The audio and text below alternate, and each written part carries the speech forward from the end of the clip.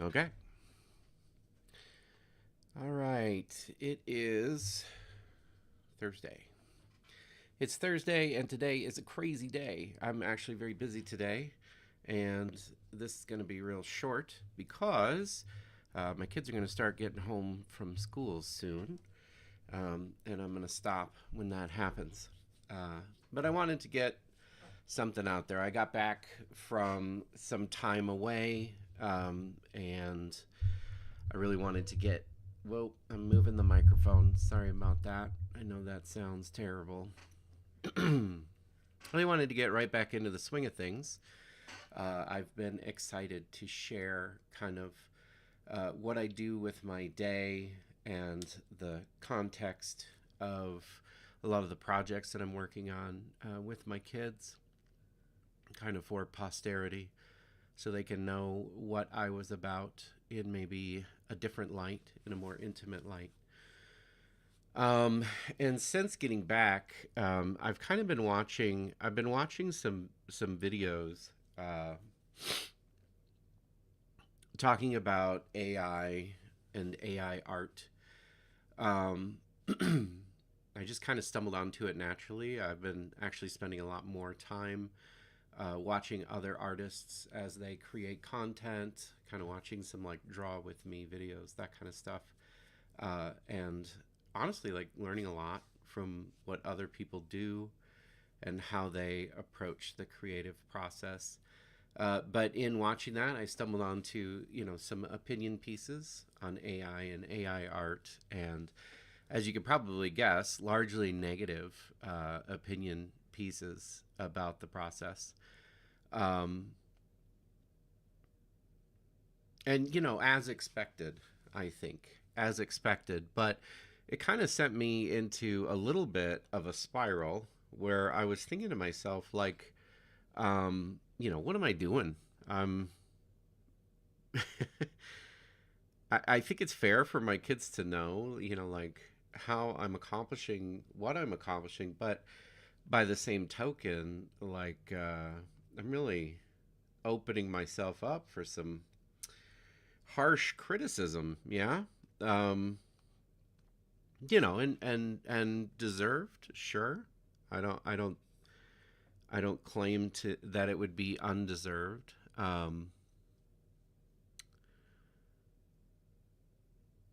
It just kind of felt like, I don't know. I feel kind of happy that like nobody really knows what I'm doing other than like my friends and my kids. Um, but then as I thought about it more, I thought, I actually I do have a different opinion, right? Um, and I think some of what I've done on these other Workday videos has been to kind of flesh that out a little bit and explore my feelings on it. And I think in a good way. Um, so, one of the positive things that I've discovered is like there is a term essentially for what I'm doing. People would call it an AI paint over. And I think um, that's maybe not 100% descriptive, but it's pretty close. Like in a lot of senses, that's what I'm doing.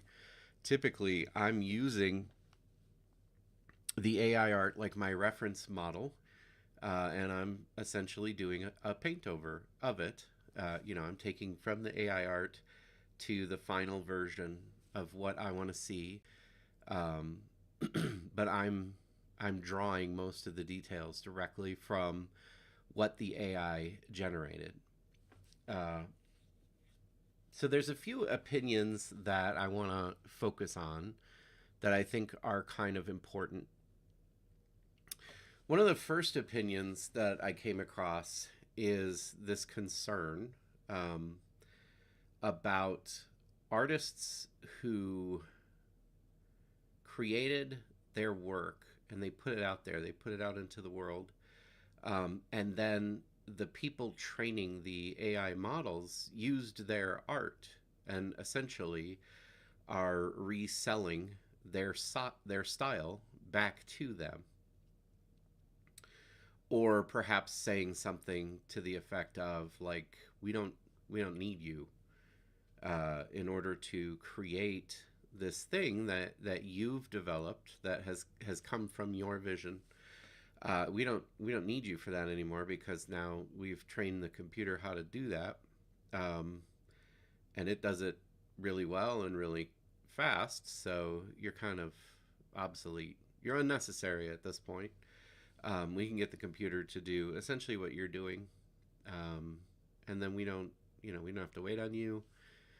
And I think, man, that is how strange, how strange of a thing to be your lived experience, to have developed a style and a skill, um, and have it co-opted into this new technology where suddenly you get pushed out of your own profession by the thing that you helped to create. um, I think that's an important thing to consider, um, both in terms of empathy, um, and also just in terms of, I want to say, justice or fairness. Um, I think all of us could pretty easily see that this is not fair to the artist. The person who developed this style, it's not fair to them that they're no longer important in the process. That doesn't make sense in a fairness perspective to get pushed out by a new technology that feels terrible to even consider. Um, and I think it is the kind of thing that we want to try to avoid. It's the kind of thing that we try to develop copyright laws to prevent. Um, I think of it in terms of like if you took this case to court, if it was like one artist talking to another who has studied their style so deeply and has developed such a mastery over it that they can now replicate the style of the person they studied completely to the point that they're able to undersell them for products, and they now have a monopoly on the market that the master used to operate in. I don't know. I'm not a lawyer, but I do think, like in a legal sense, that would kind of just be like, that sucks, but it that's tough. If the person who studied your style was selling exact replicas of your work, that would be one thing, but they're not. They're selling their own work, so it stinks, but also it just kind of is what is. And I think that's kind of where that's where we are with AI art at this point, where the AI art is not. It has learned the person's style, but it's not necessarily copying them. Um, and so now it's to the point where it can the computer, which is not a person, which has no feeling, right? That's one of the main complaints. Um, is able to replicate the person's style to the degree that the person who originated it is becoming kind of obsolete in the process, and wouldn't be able to make a living doing it anymore.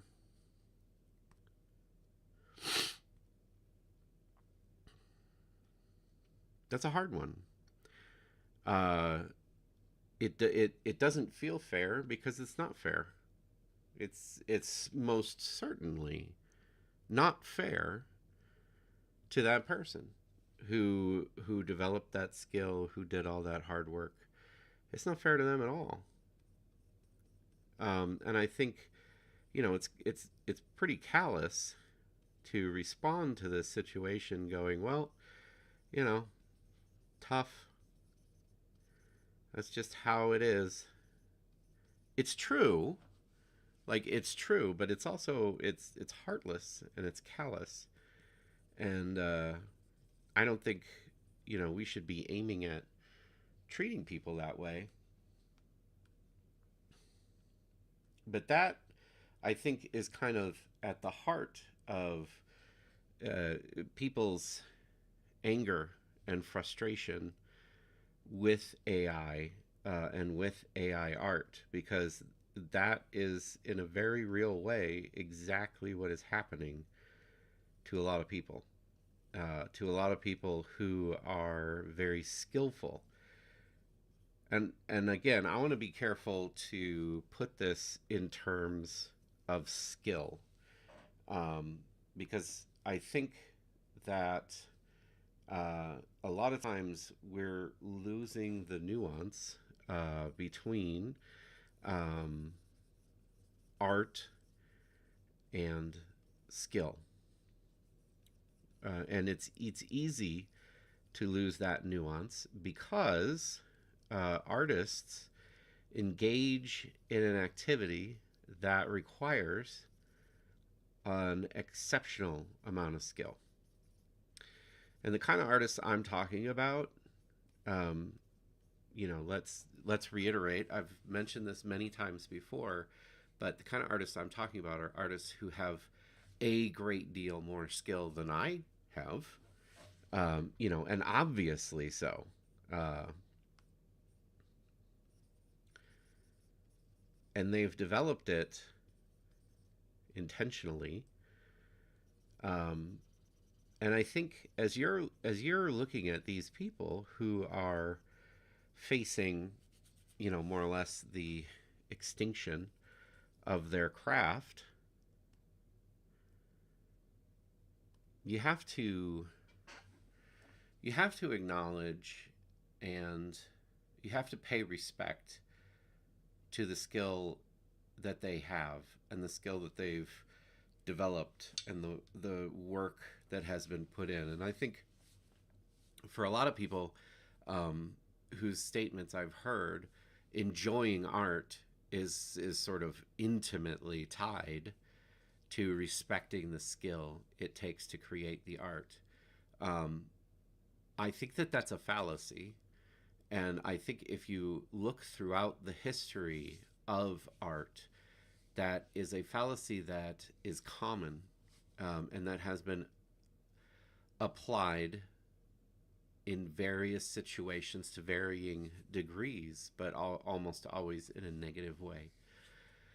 Um, I would get the details wrong, um, because I don't remember the details, but I have a memory, and perhaps the details are more important than I'm giving him credit for. But I have a memory growing up of some artist with a name.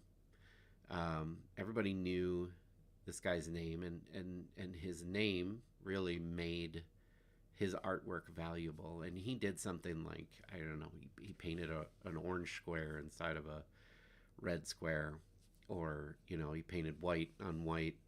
I don't know. He did something that and I think he was very intentional about doing this, but again, I'm reading something into it that maybe I shouldn't, because I'm not remembering it. But I feel like what he was doing was very intentional, and the intent behind doing it was to create something that was very obviously was recognized as something that anybody could do.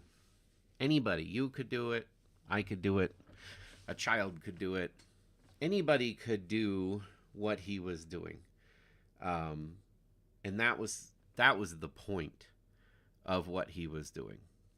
Um, and it was sort of like, it was a statement about, um, what makes art valuable or acceptable to people and to the art world.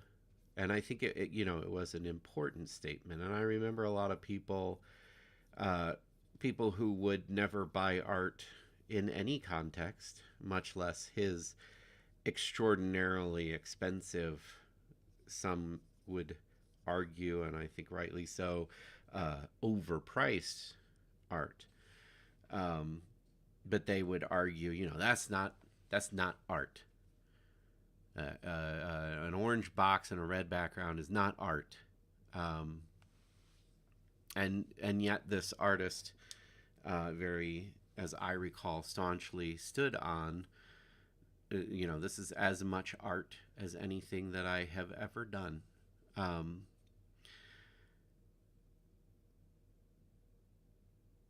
and I think the reason why I want to bring this up is because I feel like there are often attempts to create some kind of standard that art has to exist within, some kind of rule set that art has to obey. And I think that that's just not realistic. Is really my take on it. I think that any attempt to create, a rule set for artwork kind of defeats artwork in a lot of ways, um, and it quickly becomes an unhealthy thing. No matter how pure the initial intentions are.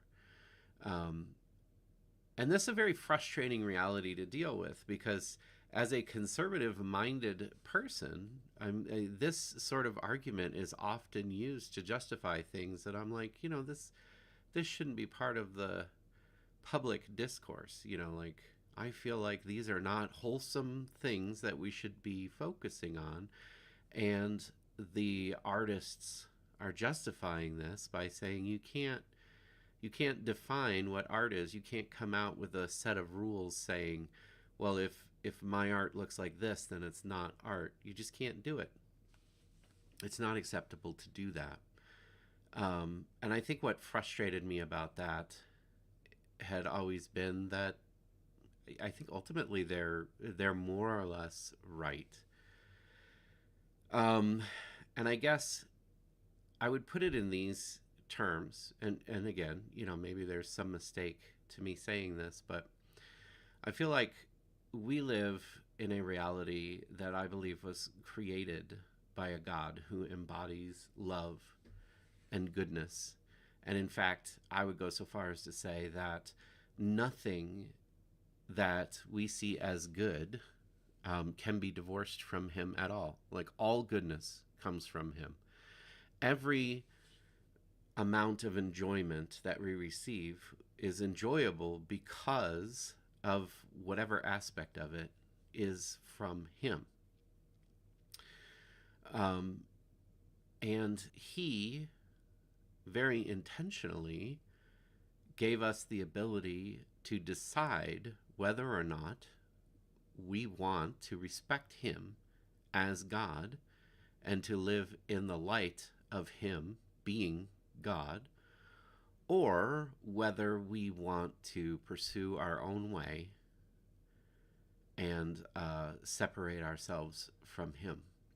He allows us to do that. He allows us the space to do that. He essentially, in my thinking, he essentially says you do get to decide uh, to enjoy that. Insert whatever in the place of that. You do get to decide to enjoy that, and he lovingly tells us that's not a good thing to enjoy. And he lovingly shares that with us, but he also, in our life, allows us the space to decide that, nope, I decide that I don't want you, God, I want this thing. He allows us to do that. He gives us the space to do that. And I think as a believer, we have to wrestle with that, and we have to wrestle with how are we going to be faithful followers of His. And I think for me, I think being a faithful follower of His does not include me making a bunch of rules for other people to follow. Um, and part of the reason, perhaps poorly expressed, why I think that is because God expressed what the rules to follow are, for our benefit, but He very intentionally allows people in their life to not follow the rules. He warns us what the consequences of that is going to be. And we're not always going to be in a position where we get to decide what we want to enjoy. That's not always going to be the case. And the Bible kind of talks about what that looks like, why that is, how that relates to His, all of those other issues. So when people flaunt in our face, well, you can't say this is wrong because this is art, and art can be whatever. I think that's a point at the end of the day that we have to concede. We have to say, yeah, I guess that's true. And in conceding it, we don't have to agree that it's good or healthy. That's not what I'm saying. But I am saying I think it's dangerous for us to presume that we can say, well, this is art, this is not art, and these are the rules that determine what is. And I think you can see where I'm going with this. Because I think we are, again, today we're in another period of time where people are saying, this is art, this is not art. If you could see a reflection in my glasses, I have a YouTube video going of somebody's drawing. If that's distracting or whatever, I apologize.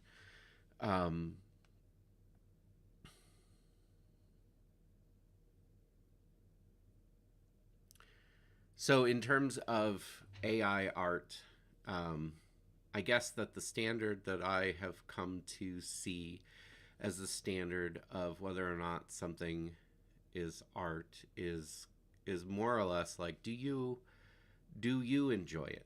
Do you get something out of it?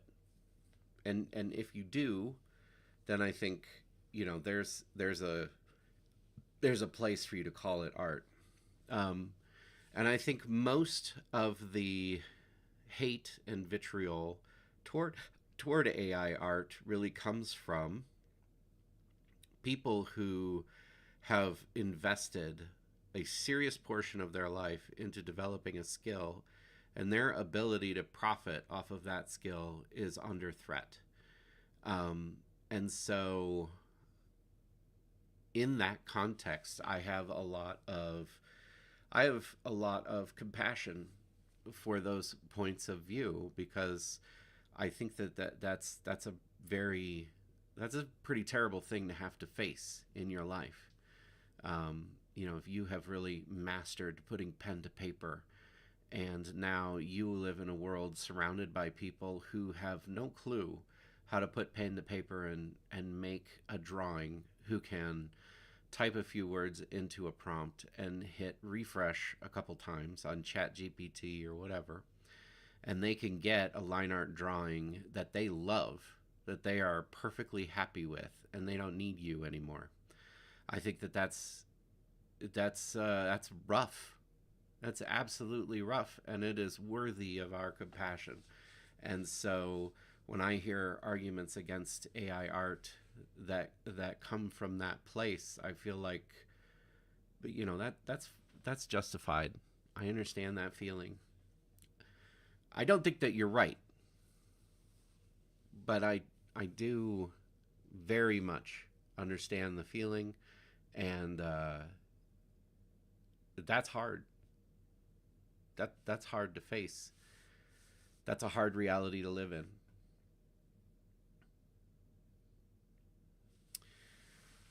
I think what kind of shook me out of like the whole like, oh, this is just really ugly. Oh, well, that'll be for another time. My son just got home, so I'm gonna stop it there. So this will just be, basically acknowledging that's rough. It's very. We live in a time where artists are going through, artists, and when I'm talking about artists in this case, I'm talking about people who have invested a lot of time and effort into a particular version and skill set that makes them an artist. Uh, this is a